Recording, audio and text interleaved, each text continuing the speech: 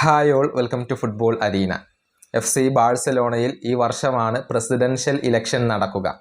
അതായത് March മാസത്തിനും June മാസത്തിനും ഇടയിലായിക്കൊണ്ടായിരിക്കും ഈ ഒരു ഇലക്ഷൻ നടക്കുക എന്നാണ് റിപ്പോർട്ടുകൾ. നിലവിലെ പ്രസിഡന്റ് ജോയൻ ലാപോർട്ടയാണ്. കഴിഞ്ഞ തവണ അദ്ദേഹം അധികാരത്തിലേറിയതൊക്കെ നമ്മൾ കണ്ടതാണ്. മെസ്സിയെ നിലനിർത്തും എന്ന ഒരു വാഗ്ദാനം നൽകിക്കൊണ്ടായിരുന്നു ലാപോർട്ട ഈ ഒരു പ്രസിഡന്റ് സ്ഥാനം സ്വന്തമാക്കിയിരുന്നത്. പക്ഷേ പിന്നീട് അദ്ദേഹം തന്നെ മെസ്സിയെ ഒഴിവാക്കുന്ന ഒരു കാഴ്ചയാണ് നമ്മൾ കണ്ടിട്ടുള്ളത്.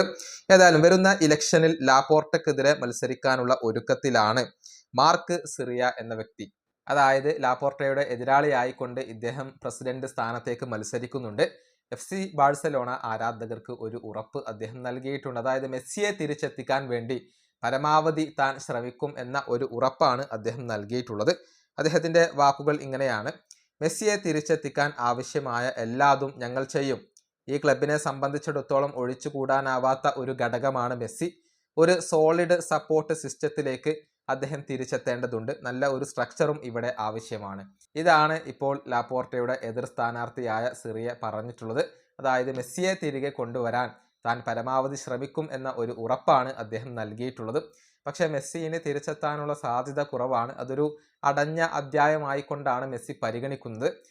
നിലവിൽ ഇന്റർ മയാമിയുമായി 3 വർഷത്തേക്ക് മെസ്സി കോൺട്രാക്റ്റ് പുതുക്കിയിട്ടുണ്ട്. ഇനി യൂറോപ്പിലേക്ക് ഒരു മടക്കമില്ല എന്ന് മെസ്സി നേരത്തെ പറഞ്ഞ ഒരു കാര്യമാണ്. യൂറോപ്യൻ ഫുട്ബോളിൽ ഇപ്പോഴും മികച്ച രൂപത്തിൽ കളിക്കാനുള്ള ഒരു കപ്പാസിറ്റി മെസ്സിക്കുണ്ട്.